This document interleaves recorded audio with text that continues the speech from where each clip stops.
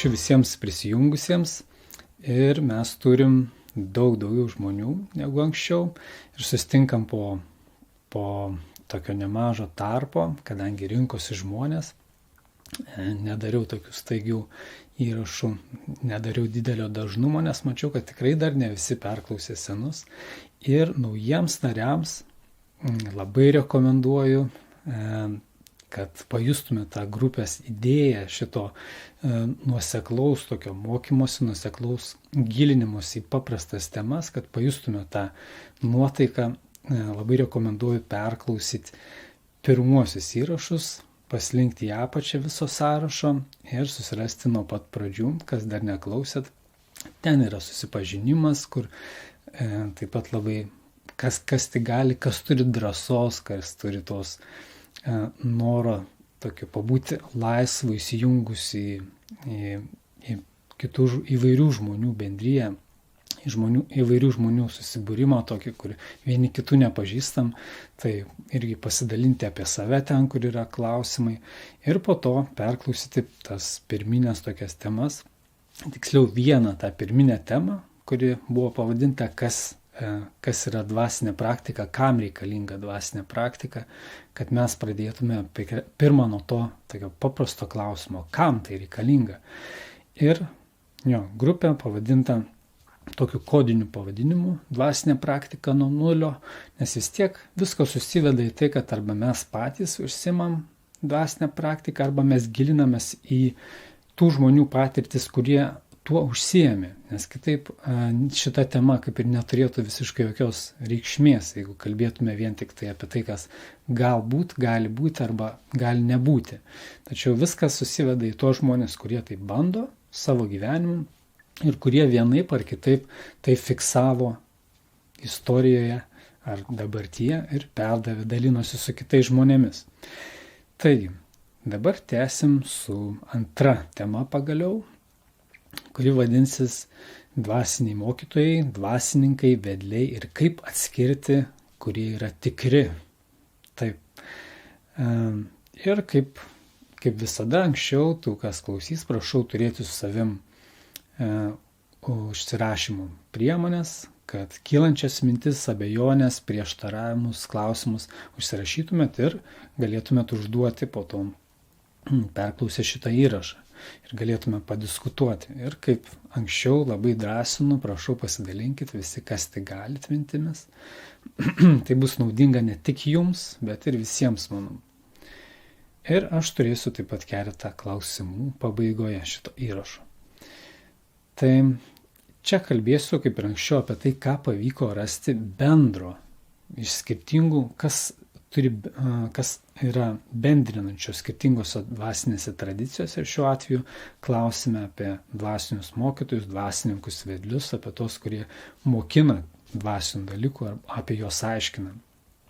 Ir aišku, skirtingos tradicijos turi skirtingus, tarkim, principus, niuansus, bet yra dalykų, kurie tikrai susiveda ir atsispindi visose tradicijose, daugiau ar mažiau. Ir galėsite pažiūrėti, ar man pavyko atrasti tuos. Aišku, aš naudojusi ne tik savo kažkokią subjektyvę patirtim, bet tai, kas yra pastebėta daugybė žmonių, tyrėjų ir panašiai. Ir mes kalbėsim būtent apie dvasinių praktikų, dvasinių tikslų mokytojus, dvasininkus ar vedlius ar panašiai. Ne apie, sakykime, ne apie ezoteriką, ne apie tai, ne kažkokie tai kaip tapti turtingu, sveiku, kaip valdyti energijas, kontroliuoti pinigus, uždirbti, sutvarkyti materialų gyvenimą ar panašiai, bet grinai apie tų dvasinių dalykų mokytojus, vedlius ir panašiai, kurie kažką kitą gali naudoti kaip papildomą dalyką, kažkokį šaltinį ar tiesiog pagal situaciją, tarkim taip, bet jų pagrindinė užduotis gyvenimo, kaip ir, sakykime, jų gyvenimo tikslas yra mokyti perduoti šitos dalykus dvasinius. Ir tai šitas mūsų panarplėjimas bus ypač vertingas pasvarstymas, ypač vertingas tiems, kurie susiduria su nežinoma tradicija. Tai yra, mes galbūt žinom kažkurią tradiciją, vieną ar kitą, bet kai susidurėm su tuo, ko nepažįstam, mes visiškai nežinom, kaip vertinti. Ar tai yra kažkokie šarlatanai, apgavikai, ar tai yra kažkokia totalitarinė sekta pavojinga, ar tai yra, o galbūt tai yra kažkokie šventieji, o gal tai yra apgavikai. Ir mes nežinom, kaip tai vertinti. Mes galime kažkaip subjektyviai, man tiesiog nepatiko tas žmogus, arba aš kažką girdėjau arba įtariu ir aš, tarkim, vienaip vertinu, arba jis kažkaip gražiai šypsosi, gražiai apsirengęs, man patiko ir aš vertinu teigiamai, tarkim. Bet yra kriterijai, pagal kuriuos galima, kaip sakant, objektyviau susigaudyti ir aš pabandysiu tuos kriterijus pateikti jūsų pasvarstymui. Ir pridursiu, kad tie kriterijai reiškia ne taip arba ne tai, kad jis yra arba toks, bet tai yra daugiau reiškia, kad arba daugiau to yra, arba mažiau. Jeigu to yra labai mažai, tai skaitykim, kad jis neatitinka to kriterijaus tas žmogus. Jeigu to yra labai daug, tai galima sakyti, kad jis atitinka, jau iš jo kažką galima išmokti, jis turi kažkokį patikimumą, sakykim taip. Tai gal nieko nelaukęs, tada prieisiu prie tų kriterijų aptarimo. Jie būtų, kuriuos aš atrinkau, būtų 5. Prasideda nuo pačio paprasčiausio, elementariausio dalyko, tai yra, kad patys daro tai, ko mokina kitus. Arba patys taiko savo ant savęs tai, ko mokina kitus. Tai yra toks paprastas, elementarus visiškai kriterijus. Ir jeigu žmogus nepraeina, tai jis automatiškai lieka nebent kas, kaip žinių pranešėjas kažkoks. Tad tuomet, būna ir taip, tarkim, žmonės rašo apie kažką arba pasakoja apie kažką kitus. Ir tuomet reiktų gilintis, apie ką pasakoja ir ar tie, apie kuriuos pasakoja, atitinka šitą kriterijų. Ar jie taikė tai, ko mokino kitus, ar taikė tai savo. Jeigu šito kriterijų, ir dar pridursiu, kad daug metų, tai yra toks papildomas parametras, jeigu žmogus trumpai labai kažką taiko, tai nežinau, bet ką galima išbandyti ant savęs, žmonės daug ką išbando, bet tai dar visiškai nieko negarantuoja ir nieko nereiškia, ar jis tai įsigilino. O daug metų tai reiškia 5, 6, 7, 10 metų bent jau, kad žmogus jau nebebando, jis jau pasirinkęs tą kelią, gilintis į jį ir jau turi patirčių kažkokių, netiesiog tai buvo, netiesiog atsitiktinumas kažkoks buvo. Aišku, net ir 10 metų yra kaip ir mažas laiko skaičius, bet jau nuo to galima kažką pradėti, sakykim taip. Iš kitos pusės, aišku, kiekvienas net ir ten metus kažką bandydamas jau gali kažką papasakot kitam. Jeigu jisai tai bandė ant savęs, jis gali pasakyti, man ten nepavyko kažkas arba man pavyko. Bet jeigu mes kalbam konkrečiai apie mokytojus, jau dvasininkus, vedlius, kurie to užsiema, tai reikėtų turėti omeny kažkokį ilgesnį laiko tarpą, kad jie tai naudoja ant savęs, bando ant savęs tai, ko mokina. Ir dar kitaip vadinamas tas žodis praktikuojantis, kad jie praktikuoja patys tai, ko mokina. Ir toks žmogus, jis jau turės ką papasakot, kiek jis ten be pasiekė, ar kokiam jis kelyje būtų, kokioje tradicijoje, sakys, aš tą dariau, man gausi taip, man šitai neišėjo, aš bandžiau kitaip, ar tai būtų kažkokios meditacijos praktikos, maldos praktikos, šventraščio analizės, panašiai.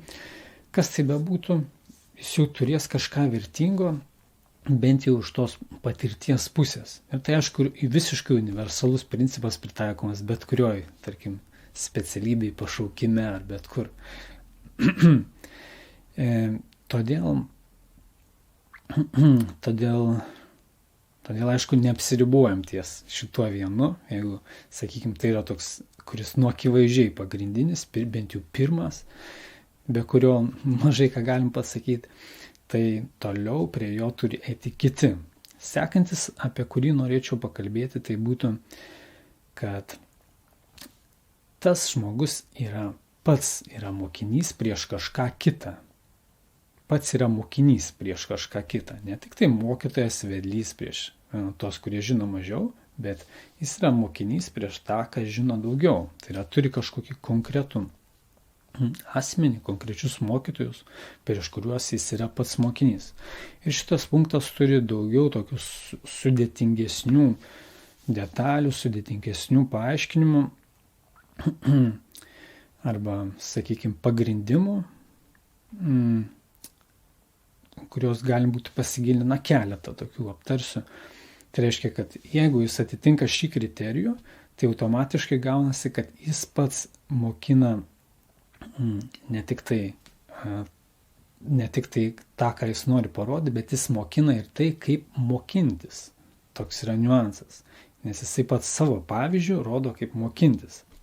Todėl jis, kai perduoda savo žinias, kiti matydami ne tik tas žinias girdėdami, bet ir matydami jo pavyzdį, automatiškai gauna daug brandesnis, sakykime, pavyzdį ir daug brandesnį, daug vertingesnį dalyką. Turbūt elementaru. Jo, tiesiog apie tai ne visą laiką pagalvojama, ypatingai šiais laikais, kai yra tokia, sakykime, srovė ar tokia mada kalbėti iš savęs arba sakyti, kad viskas tai yra tiesiog iš manęs. Arba kad aš neturiu jokių mokytojų, nes aš nieko nepasitikiu ir panašiai. Nes be abejo yra šiais laikais daug nusivylimų, daug apgaulės ir taip toliau. Todėl ne veltui žmonės kartais renkasi kelią tiesiog kalbėti iš savęs ir nieko nesiremti, nebūti niekieno mokytoju, bet tuo pačiu kitus kaip pristatyti į savo mokinio poziciją. Taip, bet jeigu mes žiūrim norim labai, kaip sakant, rimtus kriterijus išsikelti, tai tektų, manau, šitą kriterijų irgi laikyti svarbiu, nes jis turi dar tokių parametrų, kad, pavyzdžiui, reiškia, kad tas žmogus jis mokės ne tik mokyti, bet jis mokės ir priimti. Dar vienas toks dalykas. Dar kitas dalykas, kad visą laiką bus kažkas, kas jį gali pabarti ar pamokinti.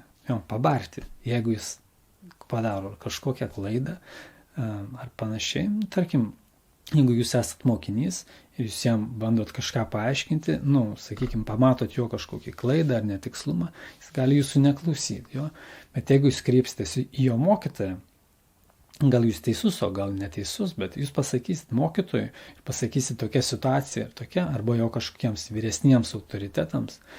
Ir tada mokytojas jo ar autoritetas galės rimčiau nuspręsti, ir jeigu reikia pataisyti ar pabarti. Sakys, jūs taip sakė, aš jo taip nemokinau, viskas priešingai. Arba kaip tik sakys, mūsų dvasinėje tradicijoje būtent taip ir yra mokinama iš kartos į kartą. Ir tai yra normalu, tokia čia tradicija, mes iš to išmokstam ten tą ir tą. Tai tokie atvejai gali būti. Ir tai yra toks apsidraudimo momentas. Labai didelis rimtas apsidraudimo momentas, jeigu tas, sakykime, mokytojas ar dvasininkas turi savo autoritetus, o nėra pats tas paskutinis grandyje, virš kurio daugiau nieko nėra aukštesnio. Ir dar keli pastebėjimai, kad tas likimas vienu paskutiniu tuo grandyje, buvimas tuo, kaip sakant, vieninteliu mokytoju, neturint kito mokytojo, yra neefektyvų iš tos tokios loginės praktinės pusės, nes tu, perduodi, kaip sakant, savo patirtį, bet kitu atveju tu perduoti ne tik savo, bet ir savo mokytojo patirtį, paskui to mokytojo, kuris jam buvo mokytas ir taip toliau.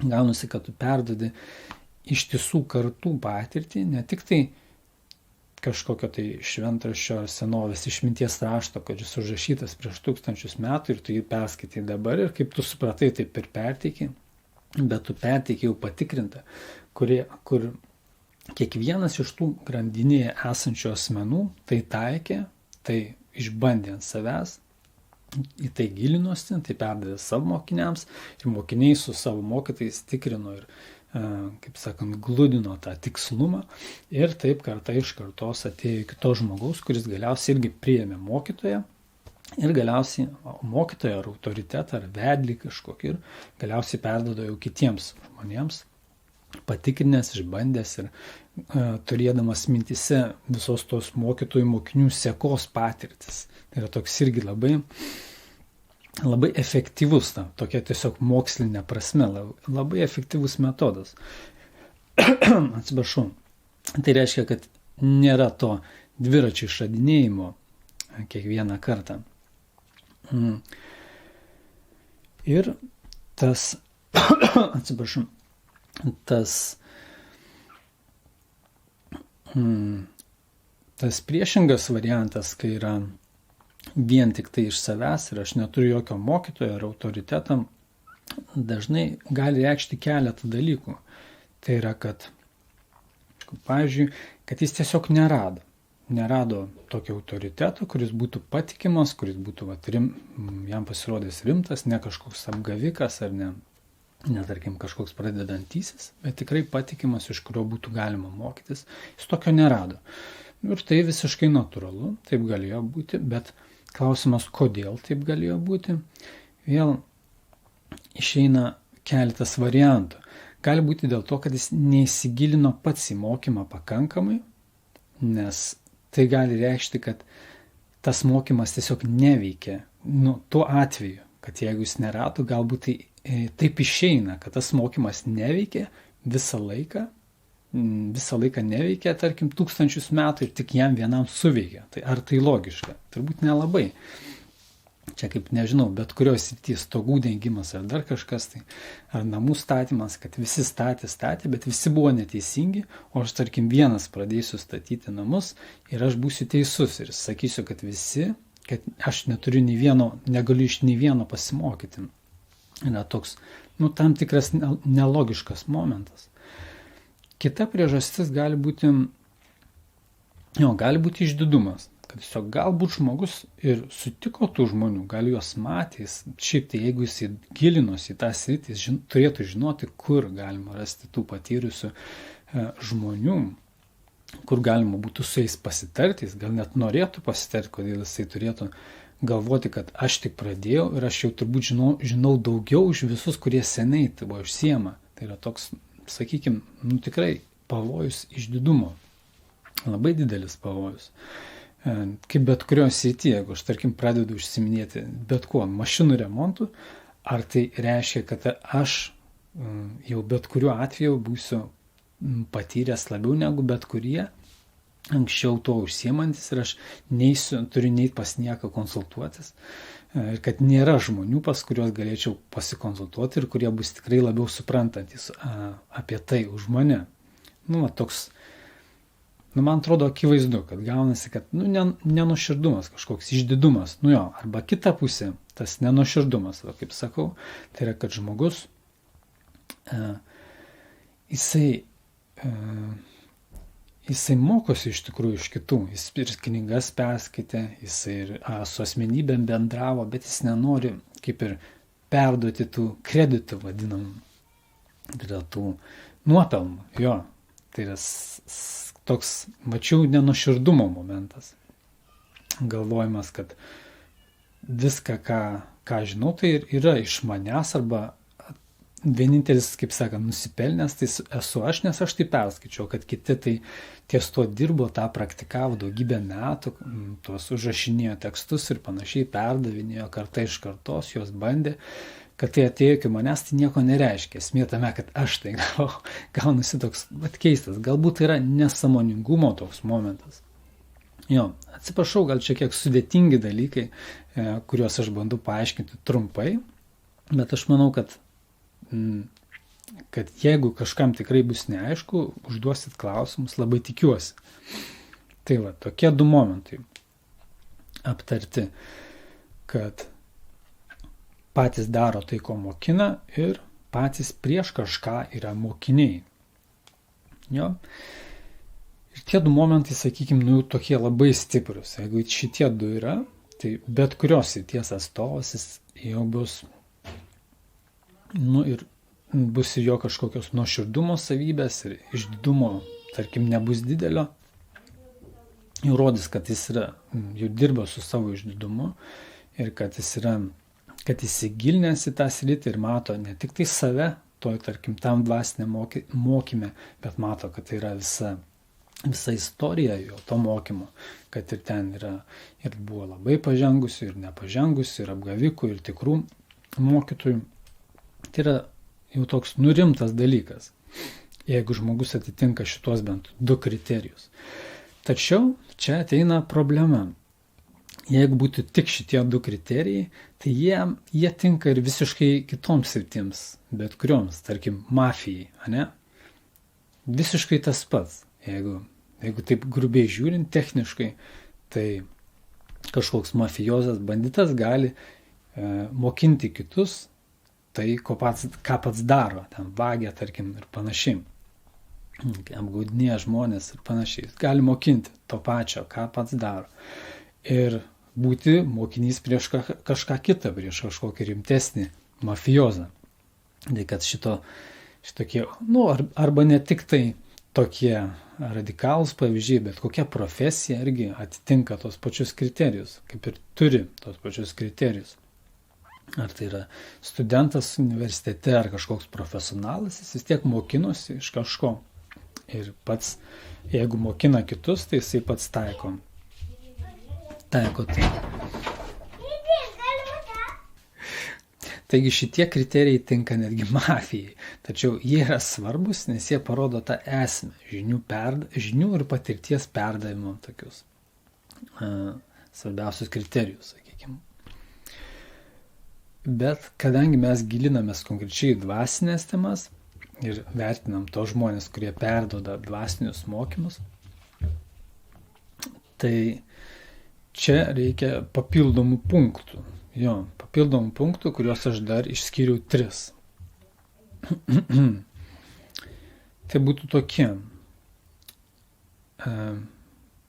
Turbūt elementariausias šitoj srity, kuris jau nubrėžia tą ribą, kad yra dvasiniai mokymai, tai yra, kad jo mokymai sutampa su šventraščių ir šventųjų mokymais.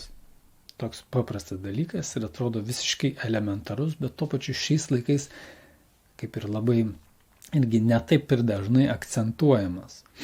Nes yra tas momentas, kad žmonės nori būti originalūs, žmonės neturi laiko gilintis į šventraščius, jie turi daug neigiamų patirčių apie tos pačius šventraščius, apie netgi tuos, kas vadinami šventaisiais, turi daug nepasitikėjimo, nes istorija buvo ir daug apgavyšių ir taip toliau, ir daug apsišaukimo. Taigi, bet kuriuo atveju vis tiek, jeigu mes bet kokią sritį paimam, vis tiek susiveda viskas į šitą 3 punktą. Jeigu mes, tarkim, paimkim kažkokią profesinę sritį ir tarkim, nežinau, tarkim, jeigu šiais laikais kažkoks profesionalas yra, tai jis automatiškai jo mokymai turės sutapti su tuo, kas yra kitų profesionalų patirtyje ar šitų profesinių tekstų mokymas ir panašiai. Turės sutapti. Nebent jis jau atrado kažką tokio, kas apvers visą pasaulį aukštyn kojom, bet dažniausiai net ir tais atvejais tai būna paremta tuo, ką atrado prieš tai. Tai būna tiesiog patobulinta arba pritaikyta giliau. Toks niuansas.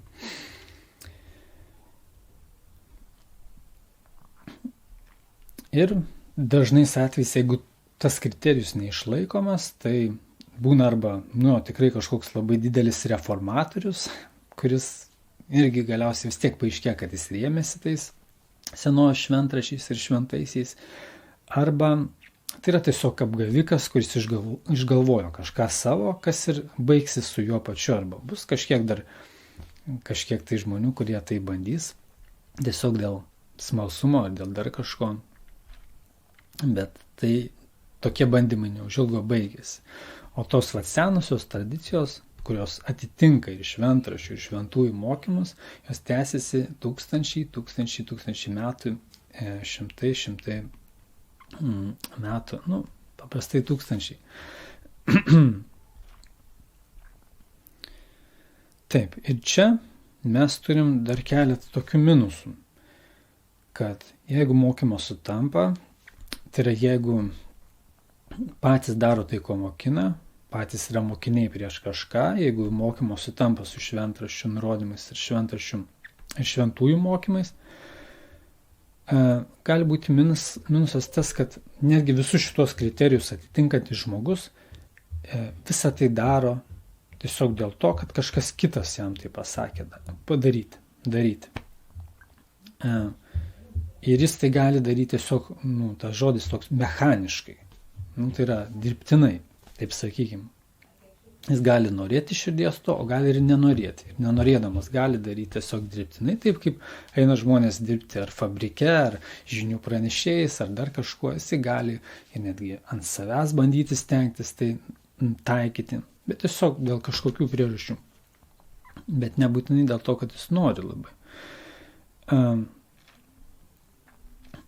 Ir antras dalykas, tai dar toks minusas iki šito punkto yra, kad jis gali galvoti, kad tik jo tradicija ar religija yra teisinga. Nes jis tai, kaip sakant, taiko tiesiog dėl to, kad jam kažkas sako, nes jis galvoja, kad jie yra teisingi ir todėl galvoja, kad jo šita sritis yra teisinga, o ties to ir baigėsi jo, kaip sakant, patirtis, ta gilioji. Todėl šitas punktas jau yra, kaip sakant, labai aukštas kriterijus, kuris jau nurodo į konkrečią sferą, kad tai bus žmogus ne kažkokios neaiškios srities, bet būtent dvasinių mokymų tiesėjas ir perdavėjas, bet dar jis gali būti, kaip sakant, kažkiek dirbtinas, mechaniškas arba nenuoširdus, arba daug tokių minusų gali būti. Labai daug, jeigu taip gilintumėmės rimtai šitą punktą. Bet pabandykim perėti prie sekančio. Tai yra, kas labiau užtvirtina,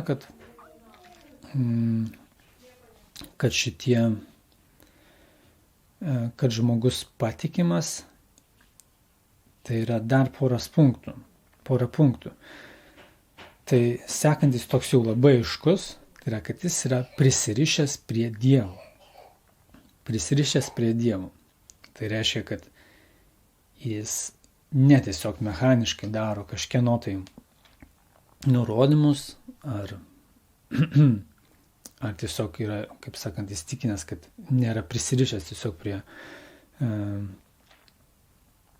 kažko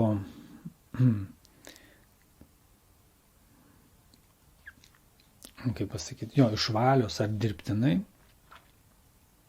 bet jisai pats dega tuo. Ir pats iš savęs to siekia. Taip pasakysim. O kitas kaip sakant, kuo tai ypatinga, kuo tai taip svarbu, kodėl tai yra toks didelis garantas jau atsirandantis. Iki tol buvo tokie, kaip ir tik tai esminiai, bet dar nedaug garantuojantis dalykai, o čia yra kaip daug garantuojantis dalykas. Tai yra tai, kad kitaip tas žmogus bus prisirišęs prie kažko kito. Tai elementaru turbūt. Jeigu jis nėra prisirišęs prie Dievo, tai jis bus prisirišęs prie kažko kito. Ir tai reiškia, kad jis mokins vieno, o norės kito pats. Toks labai labai slidus momentas. Jeigu nėra šito prisirišimo, elementaraus prisirišimo momento. Ir tai reikš, jeigu jo to nėra, tai reikš kaip ir veidmainystė, arba jis galės net labai gražiai kalbėti apie kažką tai. Nes žmonės sugeba, ir aktoriai sugeba, ar kažkas turi aktorinius talentus ir panašiai, arba gebėjimą įsijausti tiesiog į kažkokią temą, kaip skaityti pasaką ir panašiai. Taigi bus prisirišęs prie kažko kito. Prie ko kito gali būti prisirišęs. Aišku, daugybė variantų turbūt kiekvienas sugalvos, bet esmė tame, kad tai rimta problema, sakykim taip. Žmogus gali atitikti visus kriterijus, bet jeigu nebus šito, tai jo viduj visai kažkas kito virs, jūs net nebūtinai apie tai žinosite. O kaip sužinoti? Sudėtinga bet reikia turbūt klausinėti žmogaus, užduoti klausimus atitinkamus parinkti, reikia įstebėti, reikia klausinėti tų, kas jį pažįsta. Sudėtinga, bet tai yra jau rimtas kriterijus, kurį tikrai verta aiškintis. Ir taip pat pastebėsiu, kad tai yra jau aukštas lygis ir tai yra taip pat ne taip arba ne, bet tai yra procentai kažkokie tai.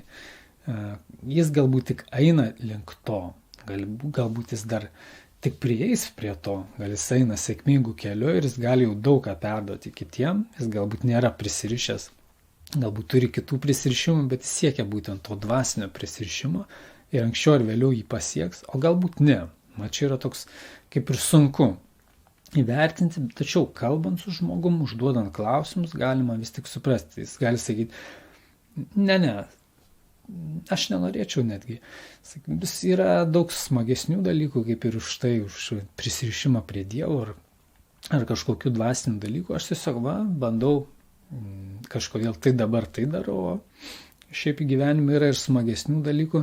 Tai tada klausimas, kodėl jis ir nemokina tų smagesnių dalykų, nes gaunasi tokia veidmainystė ar kažkoks jo pačio nesąmoningumas ir tai kaip įrodytų, kad tas kriterijus nepraeitas ir galbūt reikia kaip sakant, per daug nedėti vilčių į tokį žmogų ir turėtų omeny, kad jis gali neperduoti tos visos gilumos, tos dvasinės tradicijos, kad ir kokią tradiciją jis atstovautų.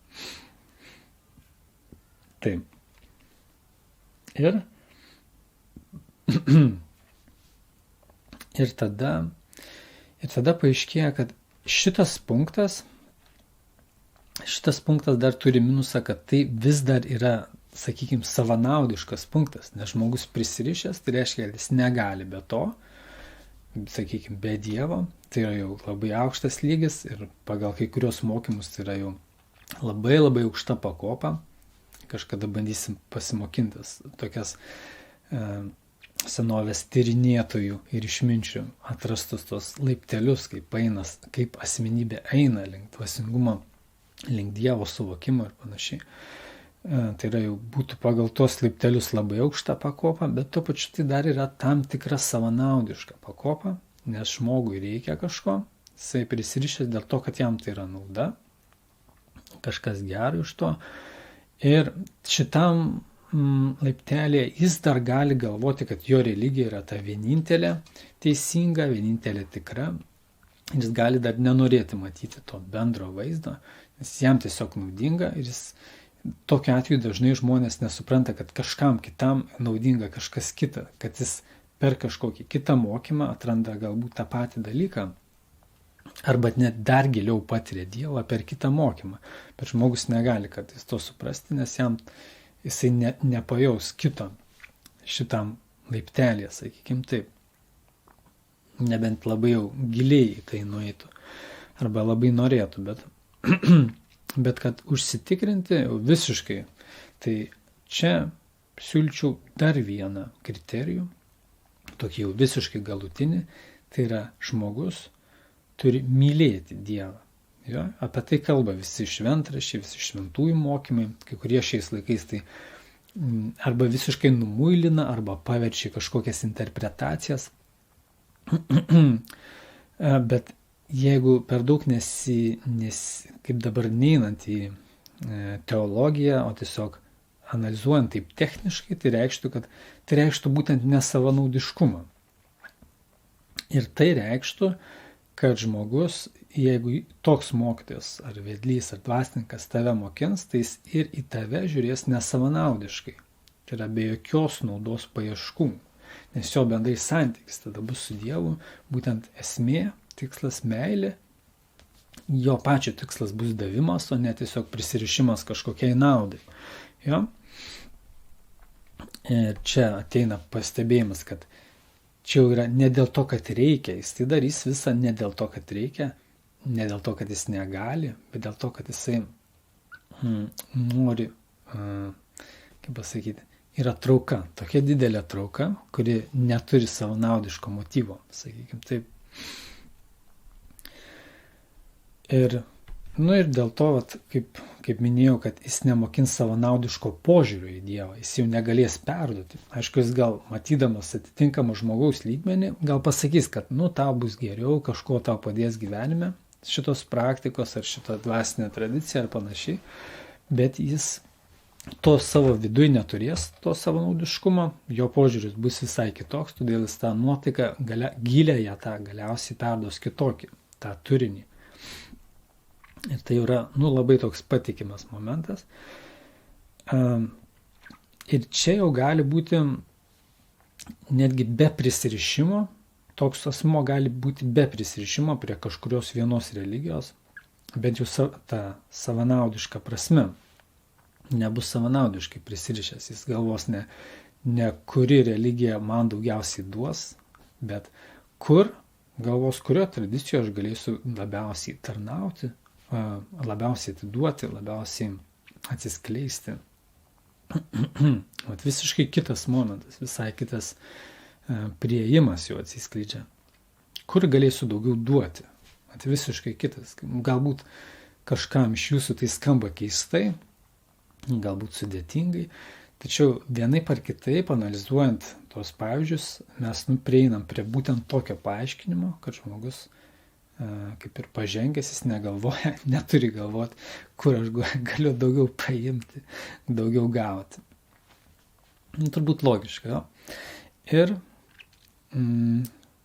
ir galiausiai jis matys, kad Dievas yra ne vienos kažkokios tai religijos ar tradicijos nuosavybė, kad Dievas yra priežastis visko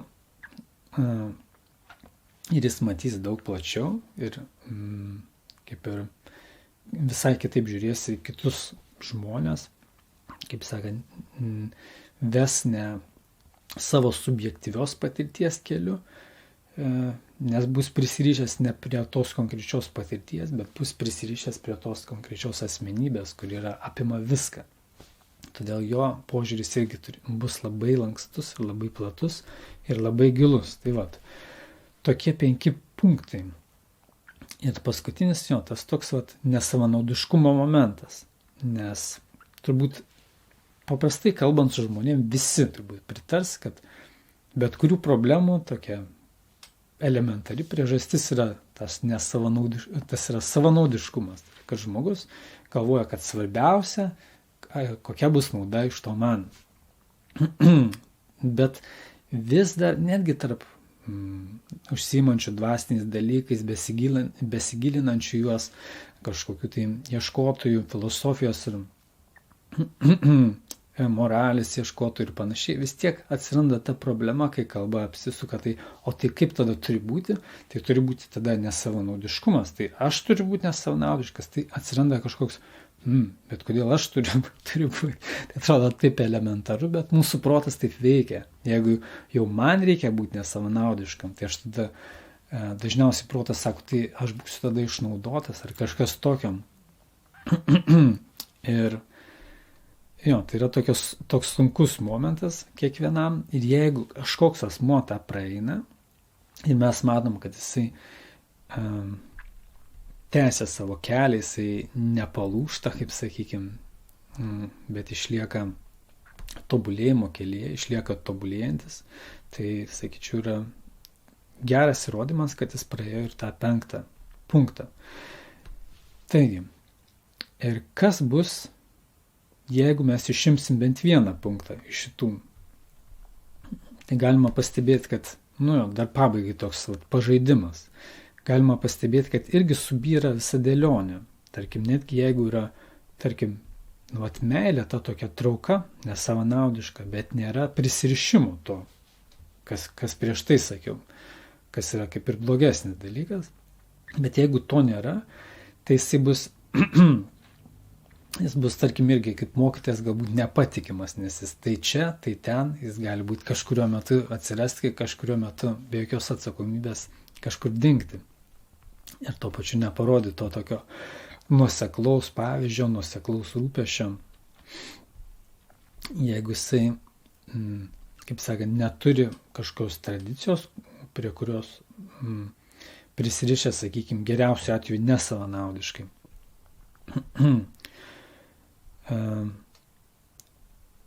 Ir, tarkim, arba jeigu, tarkim, jo mokymai nesutampa su šventraščiu ir šventųjų, taip irgi būna, žmogus gali būti ir mylėti Dievą, jausti tą tikrai trauką, gali būti ir net prisirišęs kažkokiu būdu, bet jo mokymai nesutampa, nes jis, tarkim, tiesiog ir nesistengia įsigilinti kitus mokymus, nesistengia savo kaip ir suvokimų palyginti arba, sakykim taip, kad išreikšti, sakykim, logiškai kitiems suprantamai ir nesistengia pamatyti, kur yra atitikmenis kitose tradicijose. Dėl to jis gali tiesiog galvoti, kad čia aš galvoju vienaip, čia visai kitaip ir nepaisant to, kad gali būti visiškai tas pats, bet jis atmeta dėl to, kad jis tuo metu tiesiog yra nefilosofinio būdo arba neturi laiko tam tokiam analitiniam gilinimuisi, neturi noro. Ir taip dažnai būna, tačiau tai atveda į tam tikrą sumaištį tuos, kurie seka tokiu žmogum. Jis gali mokinti pakankamai gerų dalykų,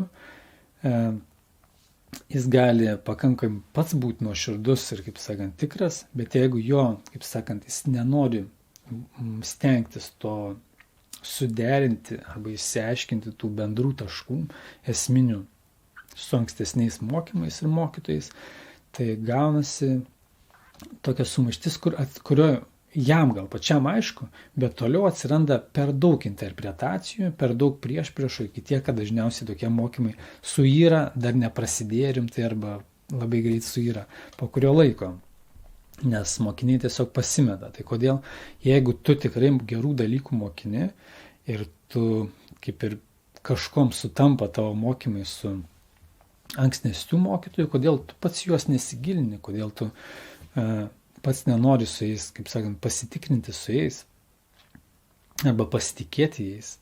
Nes jeigu tu vienas toks buvai, tai gal ir buvo daugiau tokių. Gaunasi tokių daug problemų, vieną punktą atmetus. Kitas punktas, mokinys prieš kažką kitą, tai irgi jau aptariam nemažai, kad jeigu šitą išmetam, tai irgi gaunasi, kaip minėjau anksčiau, kad jeigu jis kažką ne taip padaro, ar suklysta tiesiog žmogiškai, būna taip, kad jau niekas jo nepataisys, nes jis liko tas vienintelis paskutinis savo mokytojų, mokinių sekoje. Ir nuo jo visi toliau yra tik tai mokiniai ir niekas jam nieko negali pasakyti.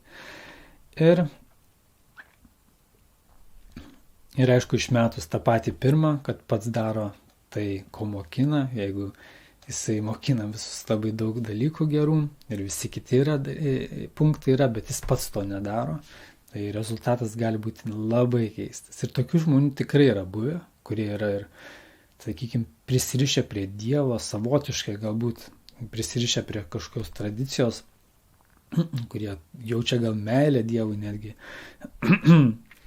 kurie remiasi kažkokiais mokymais arba sutampa jų mokymus iš šventųjų mokymais ir šventraščiais, kurie gal netgi yra mokiniai prieš kažką tai. Tačiau jie patys nedaro to, ką mokina. Ir tokių atvejų būna ir jie irgi taip pat nesėkmingai sukelia sumaištį, sukelia susipriešinimus tarp pasekėjų, tarp tų, kurie mokinasi ir galiausiai patiems tokiems mokytojams dažnai baigėsi nebūtinai gerai.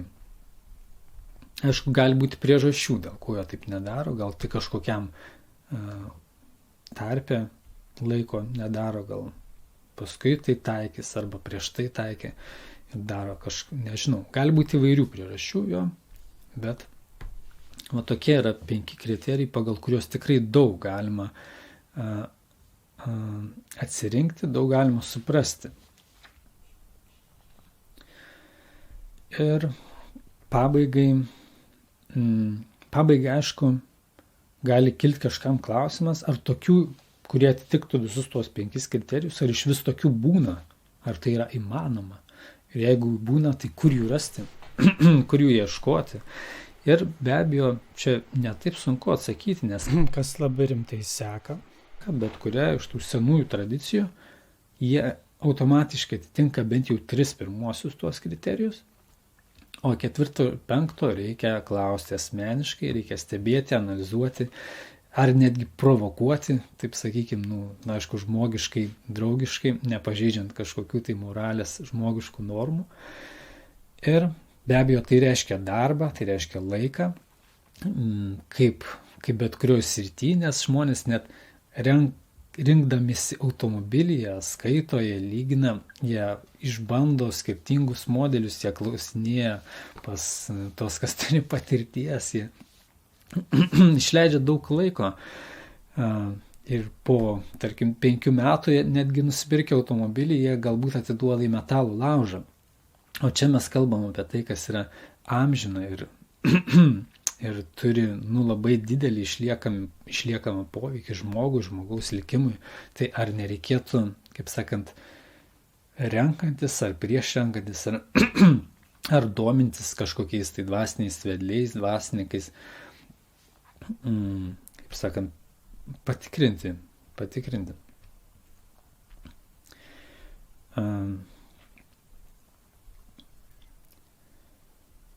Taigi,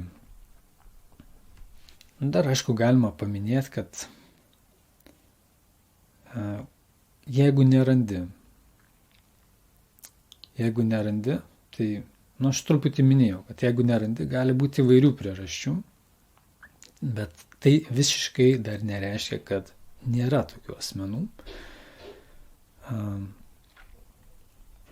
nes kitu atveju, jeigu yra kažkokia tai praktika, kurioje tu jauti, kad tu jau kažką supratai, ar kažkokia tai filosofija, kažkokia ideologija, tai teoriškai reikštų, kad tu per visą istoriją vienintelis supratai ir tai yra būti visiškai nelogiška, kaip pateikiau su, stogų statymu ar kažkokiu kitu amatu, kad reikštų, tu vienintelis žmogus, kuriam tai pavyko. Toks keistas momentas darosi.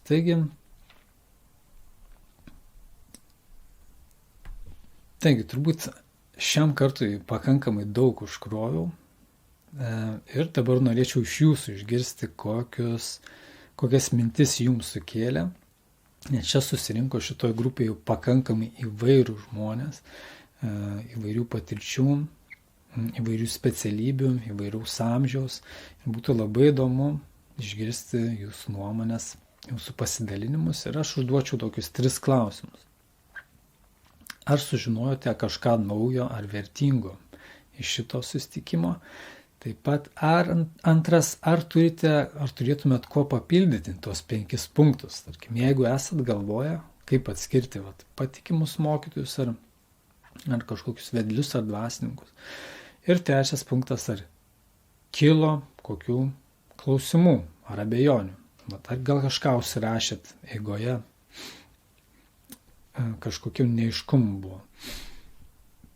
Ir dar pačiai pabaigai priminsiu, kad be abejo tie visi kriterijai, kaip minėjau, aš užsirašiau, kad pakartoti, tai dar kartą, kad tie 5 kriterijai reiškia ne taip arba ne, bet tai yra daugiau arba mažiau to žmogus turi. Tai yra, nenurašinėkim žmonių visiškai, jeigu kažkas turi kažkokį trūkumą, tai dar nereiškia, kad jisai iš jo nieko neišmoks ir iš jo neturi nieko semtis. Tai visiškai nereiškia, bet tuo pačiu, būnant sąmoningu, mes, tarkim, neturim kitų variantų, tik kažkokius žmonės savo aplinkoje ir mes žinosim, kad iš jų galim kažką konkretaus išmokti, bet kažko kito neišmoksim. Ir tie punktai padeda. Manau, galėtų kažkiek padėti. Tarkim, žmogus turi prisirišimo, bet neturi tos meilės galutinės. Arba jis turi meilę, bet neturi suvokimo, tarkim, kitų mokymų. Arba savo pačių mokymų neturi gilaus suvokimo. Visokių tokių niuansų. Tai nenurašykim žmonių, bet būkim sąmoningi. Tokia mano kaip toks palinkėjimas. Ir dar kartą ačiū visiems prisijungusiems naujai ir senai čia esantiems. Ir susitiksim kitą kartą, jau narplėsim turbūt kitą temą, nebent pamatysiu, kad kažkas iš jūsų nori dar gilintis į šitą temą, tai lauksiu jūsų pastebėjimų, pasidalinimų ir kol kas iki.